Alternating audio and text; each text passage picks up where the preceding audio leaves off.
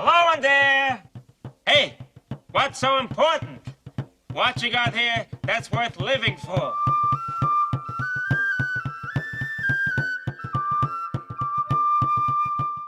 Well, good morning. I'm here with Warren Doyle. This is Paul McNeil. And I'm here at this beautiful big old house. Do you know when this house was built, roughly? Well, I think the main part of it was probably built in the 30s. In the 30s, Yeah. in Mountain City, Tennessee. And this is home of the Appalachian Folk School, right? That's correct. Tell us a little bit about how you got into the folk school and scene. Well, And who you are, a little bit of how you got started in that scene.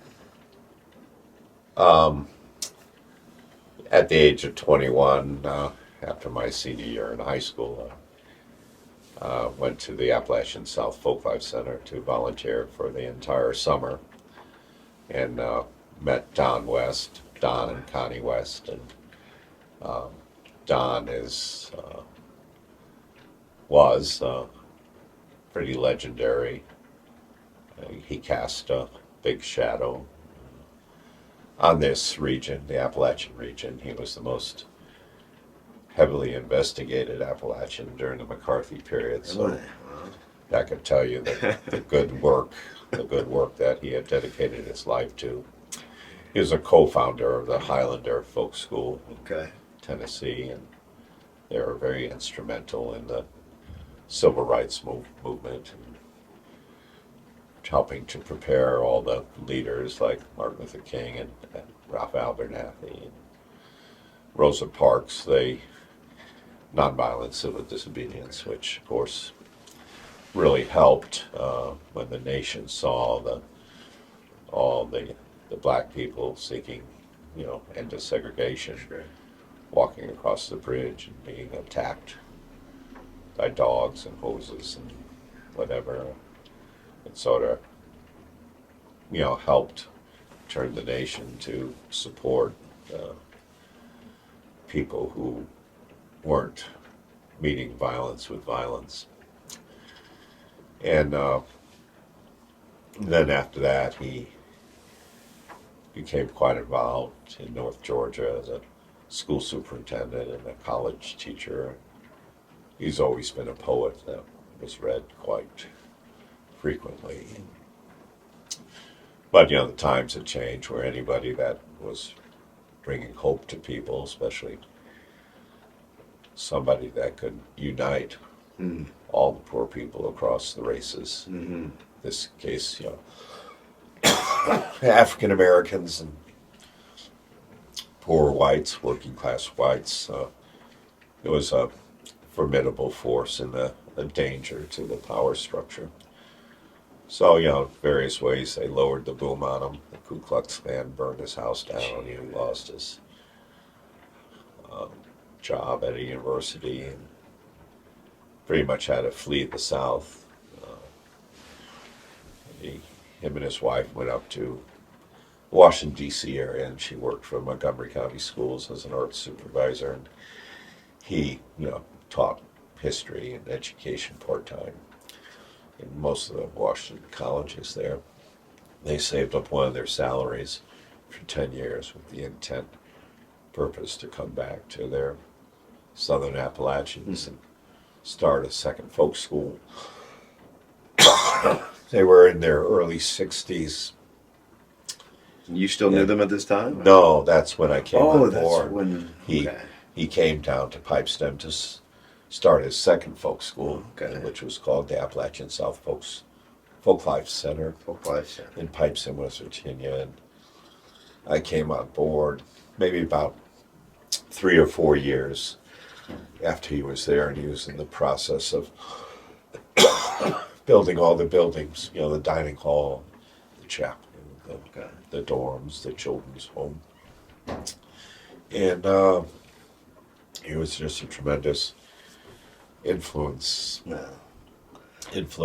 me. So, and I was, he was my mentor and friend for the last 22 years of his life. And as he got a little bit older, he asked me to continue on his work.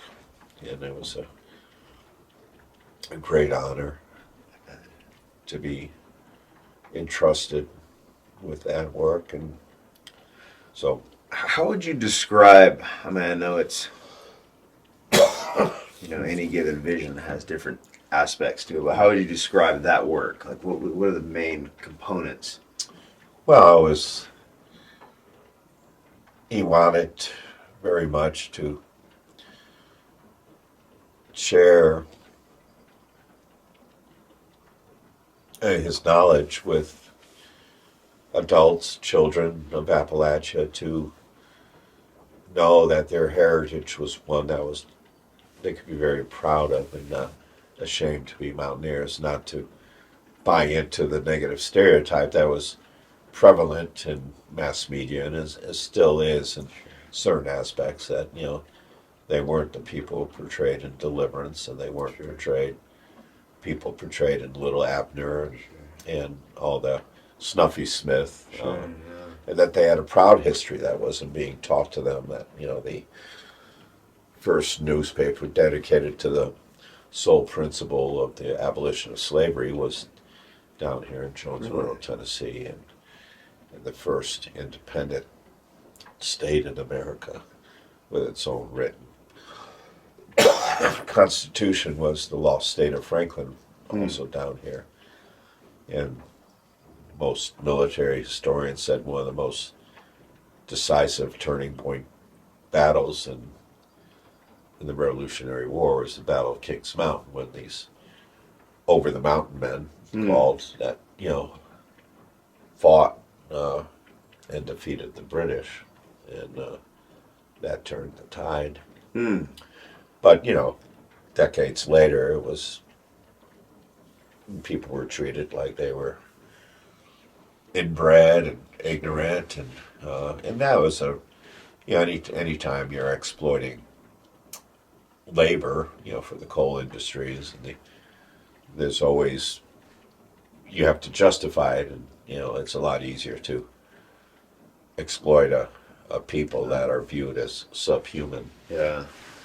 Now, I'm wondering if you have any connection. I'm just looking at all the quilts. You've got beautiful quilts decorating the barn out back there where we've been dancing in this place here. And we're here for a week-long Contradance event. What would you call it, an event? Yeah, it's a week. A dance week. Dance week. What's the connection to you between aesthetics, like the quilts and the dance, and maybe ideology or some kind of cultural vision? Well, the quilts are the intent of course, the original quilts before they were commercially made were acts of love, doing the best with what you had. Reuse, recycle before it became a educated term that people don't realize that people that live in rural areas have some of these qualities that the woke people think that they have monopoly on or introducing to the world. Right. So and then at a practical level, it's don't have to paint the walls, and so cost analysis, where if you get these quilts at auctions and so forth, the fellow that had the house before us sold quilts here. Oh, really? And one of the conditions of buying the place was we continued to sell quilts. And we told him, we're not retailers, we're educators, but we would do that. So we bought a lot of quilts from him, and then people would call us when they would want to buy quilts, and we would set up a time when they could. But, that was only about 3 or 4 years when we first were here. Sure. But I just like quilts. It's creative. Each one's a little different. Yeah, just like people. you touched a little bit on the weird political times we're in, and one of the things that I've been kind of exploring is sort of the ground that doesn't get much discussion in the sort of left-right, divided, polarized world we're in. I mean, you're obviously come from a very classical liberal tradition of freedom and of. Well, I don't come from. I'm from a working class background. Okay. So, But I mean, your ideology is certainly not like fundamentalist right wing, and yet you're seeing the dangers of the woke. Yeah. Well. Yeah, I think there appears to be extremes on both sides of the spectrum now. Yeah.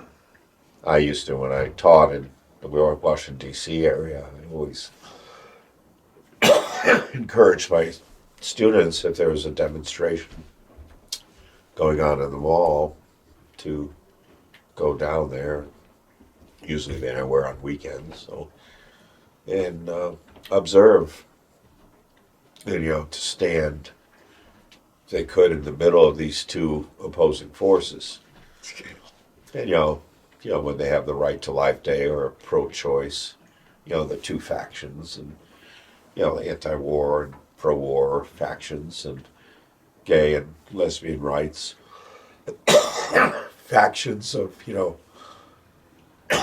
excuse me, it's been a long week. It's been a long week. You've been working hard. Yeah, I have. Caught you at the end of I'm certainly not, Got you in a long, hard week. Yeah, early morning too. So Sure. But I asked them to stand in between these two sides, and I wanted them to observe where most of the hate was coming from. And it was always from, the pro-life people and the anti-gay people and anti-women groups, war groups, pro-war groups. And the left, if you want to call it the left, always seemed to have the high moral ground. And of course, Hillary Clinton she made a lot of ill-fated comments, but when she said, when they take the lower ground, we take the higher ground, well, that's not true anymore. What I guess the New York Times called very liberal. Right. There's a split between liberal and very liberal now. The very liberal can just be as hateful as, so they can't use that taking the higher moral ground, the same as Republicans can't feel like they can take a higher moral ground from the quotes Democrats, because you have the far right. So you have the far right and far left. That's basically has been easily formed through social media and all the different disparate news channels where people get their information from that they believe is true. And it's really created a divide that I don't think it's going to get any better. Really? When I was young, one of the mantras was don't trust anyone over 30. But there was a lot of older people that would say to me, I wish I was young again. And there's not many older people now saying they wish they were young again. Wow. Yeah, I think young people have made it hard on themselves, so, it's, I mean, a decision is easy to make if there's only two choices. Sure. A decision is easy to make if there's three choices. But, if you have like 35 choices in terms of your gender identity, that's pretty a hard road to hoe. Strange, difficult world, yeah. Circling back to why we're here, which actually eventually kind of gets tangled in with these political questions. But tell me a little bit about how you got into Contra. Well, it's a joyful celebration of human connection. I mean, how many things do we have like that? And it's participatory. Like, I mean, people really enjoy going to stadiums and cheering together Sure.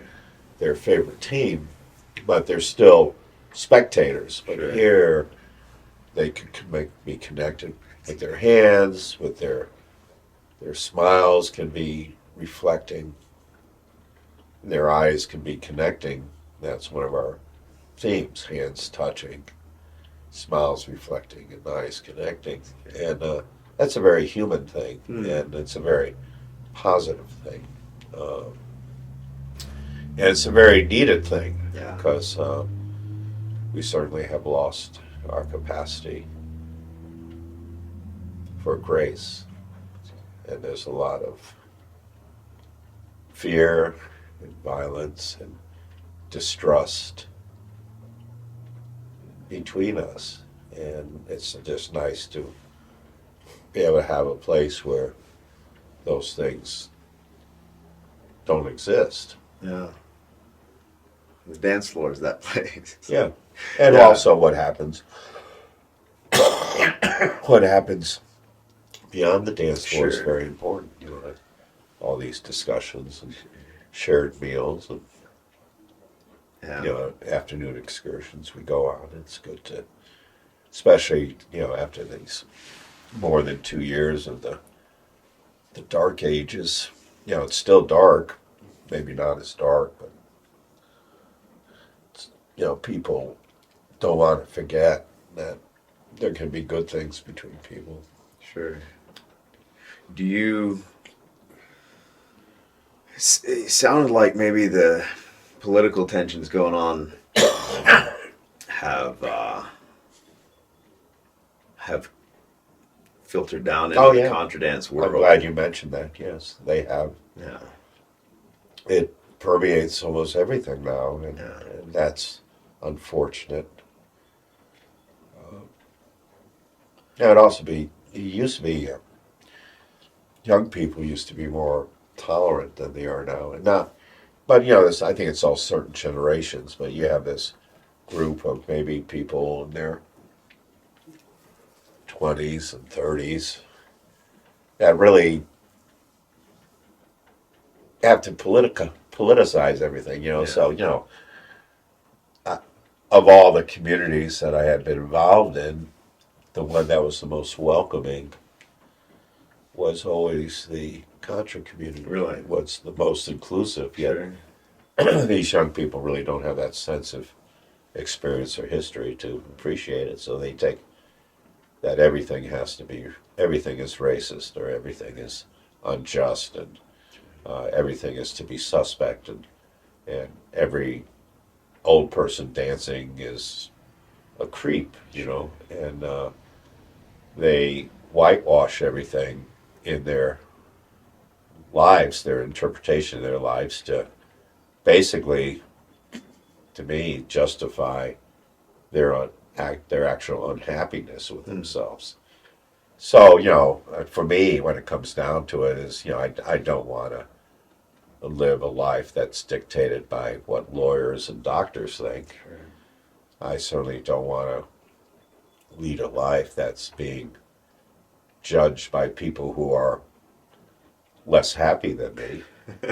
Fair enough. I don't, I don't respect people who are unhappy, who the only way they could be a little bit more happier is to make other people feel guilt and shame.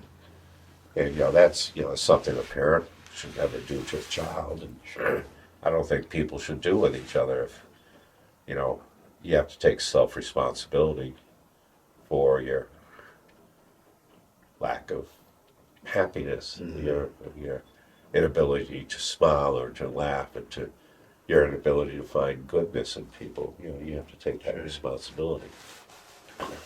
Yeah. The Contra scene does seem like just a lot of different happy people just really enjoying Yeah. And they should be made to feel guilty about it. You know, for a long time, even before all this COVID stuff, I said there's only two things that could stop this dancing. And one was the church, because, you know, they've made it sinful before, dancing. You know, different type of dancing. Sure. And then the public health department. So there you go. Yeah. But the church is not a religious church, it's a secular church. It's a church of wokeism and political correctness, and, you know, saying, you know, well, this is, contradancing is a thing of white privilege, and it's racist, because, you know, Henry Ford was a racist. And, you know, it's like, people are saying, they don't want to be labeled that way.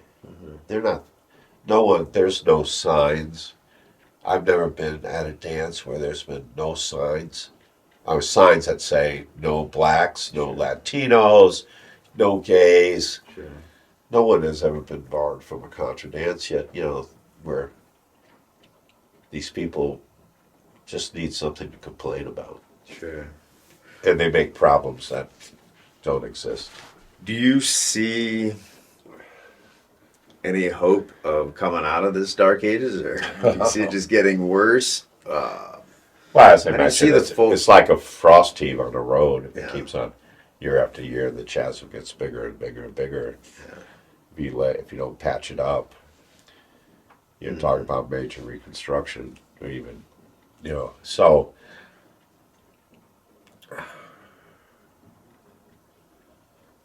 all I know is, you know, I'm glad I'm not young. That's unusual, you know, and there's other older people of my generation that aren't saying they wish they were young again. Sure.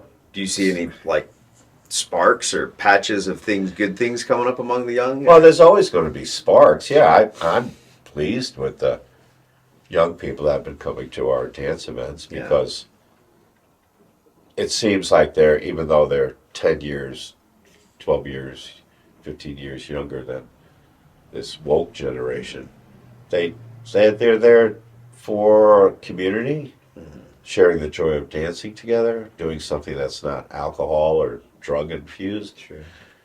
That's healthy for them. And, you know, defining health, that they realize that health is more than your physical health, it's your mental and emotional well-being.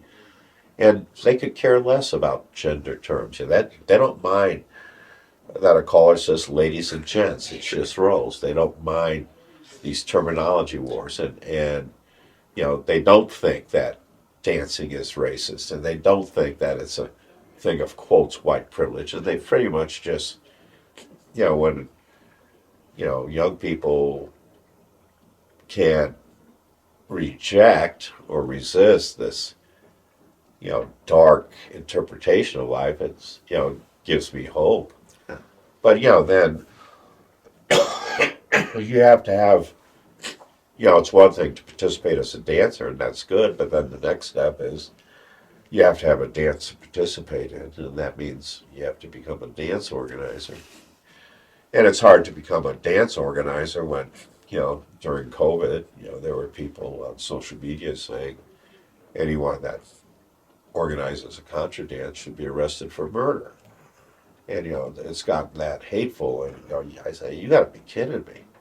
I mean, heck, you know, I'm not making weapons of mass destruction here. I'm not in the military-industrial complex. Quite the opposite, yeah. And I have multiple homes based on the profits of bloodshed on battlefields. And, you know, and a mortality rate that's much higher than COVID.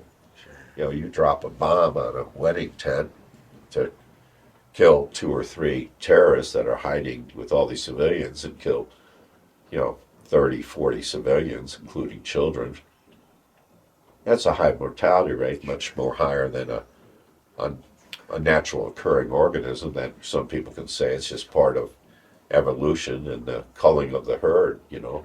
But people, you know, I'm just shocked that we care so much about death. We certainly don't care about it in terms of our foreign policy. Right.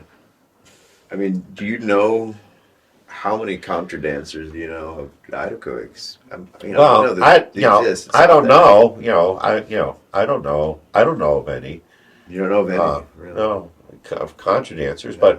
but in this 2 years, I know Contradancers that have died of bike accidents and car accidents and heart attacks. But And then what we don't see maybe is the mental health, the loneliness, the Well- spiritual health breakdown. well, that's that was. I knew that was going to happen.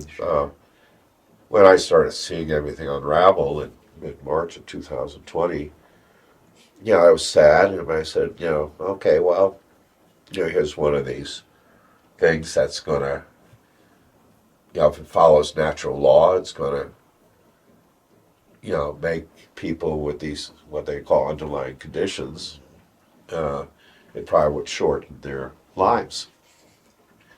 But not everyone has underlying conditions. And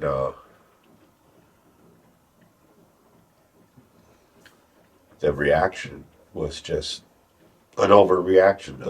And I knew that the cure was going to be worse than the disease. And it is.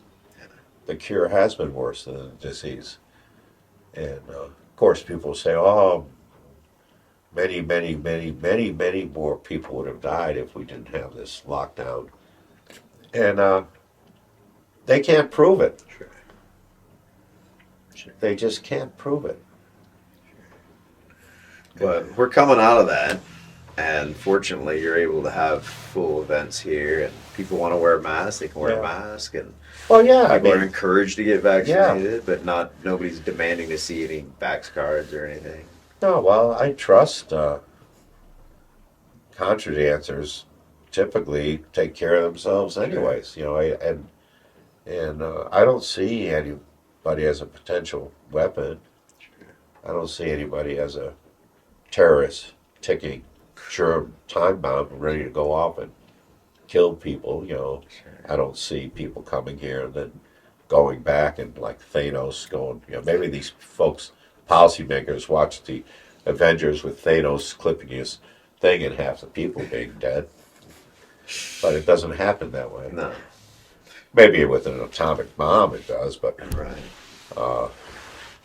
not like that. So, yeah, I'm glad to see that. I'm going to try to do what I can to at least cultivate the soil so something like that could grow. Sure.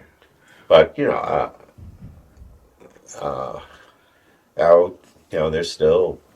there's a schism in this folk dance world where, cancel culture and intolerance of differing opinions. And, this is like, we're talking about dancing here. If people want to dance without masks, they should be able to do so without being guilted and shamed and chastised as, you're taking a chance, and so, I mean, I equate everything with my things on the trail because, John Muir said, learn wildness and you don't fear anything except people afraid.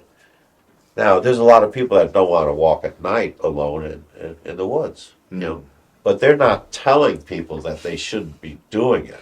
Yeah. At least they're saying, I can't do it, but I'm not going to tell somebody else they can't do it. And, so you have these people that are really self-righteous and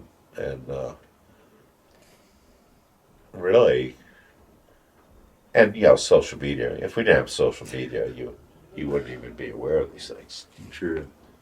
Huh. Because, they're not out protesting with signs.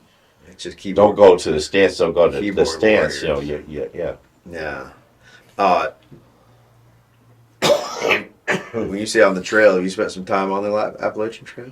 Well, yeah, that's one of my other passions. Really? Yeah, I've walked it more times than anyone else. I've walked it Really?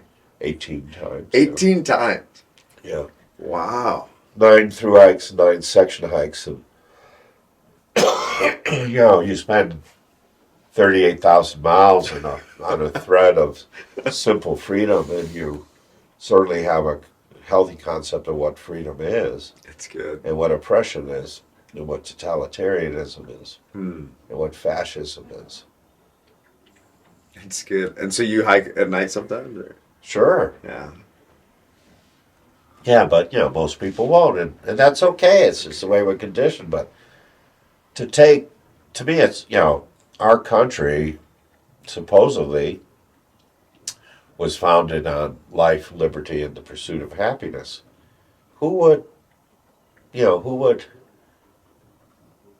challenge that? Of course, the woke people say, well, part of being an American is you have to care about your community. I said, where has this care about this community come up from?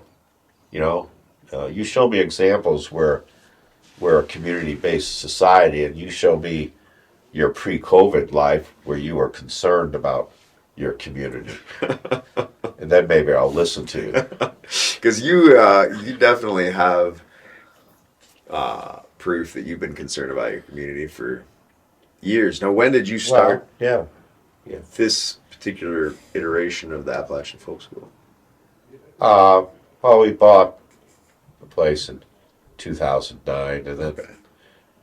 it was soon thereafter, within a year, where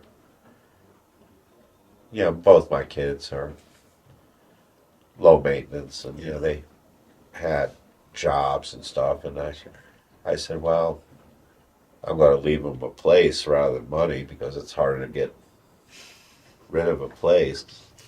That's good. And Terry, agreed to it, and she didn't agree to be here on site Sure. while it was being built, and that was fine because she has her own life, and Sure. she has a good job that she's very, very, very good at. Very proud of her. And so when I get too old, I am getting old, I don't know. she'll continue it on. Nice. Well, it's a beautiful place. I'm gonna hopefully maybe get a little bit of footage so people can see Sure. just barn and the dance floor. And it's just been an honor to be here with you. An honor to participate in this dance week. And I've met so many great people and had so much good times out on the dance floor. The music has been amazing. And that moment you mentioned when we had that concert and it was raining and the sun was just slamming in and the music was just beautiful. The cellist.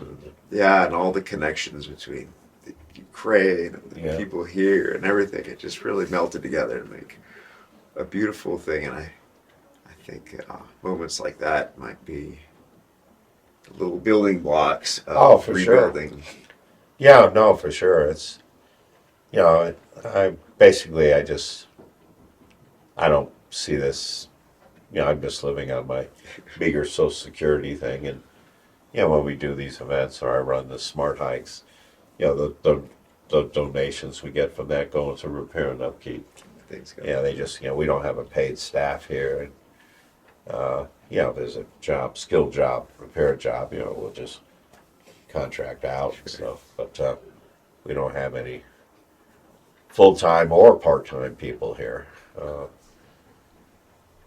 And, certainly I could be generating more income from this place, but I'm not interested. Sure. Well, I appreciate the work you do. And, thank you. I'm hopeful that the seeds that you've planted will bear good fruit in time. Yeah. Well, and they have, but I have no illusions. I gave up trying to save the world probably when I was in my late 20s. And that's been helpful because it hasn't really turned me into a real angry, bitter person or cynical person. So my mantra is if you can't beat them, don't join them. So I can't beat them, but I have more control whether I join them or not. I'm surely not going to join them, and I'm certainly going to challenge that viewpoint or that mindset and challenge it in a way saying, I don't respect or value this part of my cultural heritage, or I don't respect this mindset. I don't respect this your worldview. And so, unfortunately, I live in a county that people just want to be left alone, and they will help each other in times of need, and they are very tolerant of other people's lifestyles compared to supposedly the tolerant, educated people from the bastions of colleges and universities. I mean, I was a college teacher, and the town and gown divide is real. Really? And the rural urban divide is real. Mm. And it's always been with us, and this is another thing that's just been exposed. Mm. And it's just going to be harder to build it back up. Yeah. And I'm hoping, maybe if there's enough young people who have more at stake, you have to live the rest of your lives in this world that maybe used to be it's the older generation that's made a mess of it. But I don't think it applies to this COVID stuff. That's interesting. Yeah, most old timers around here say just eat a spoonful of dirt, have a good immune system. And they're not engaged in this stuff, it's Sure. like the culture wars seems to be being fought by people in their 30s and 40s. Hmm. Interesting. Well, I'm gonna Sure. try to help out where I can, wrap things up, and clean up. I know you put a ton of work into this week, Yeah. so we'll try to do our part. Thanks again. Yeah, you're and, welcome. for everything you're doing here. All right.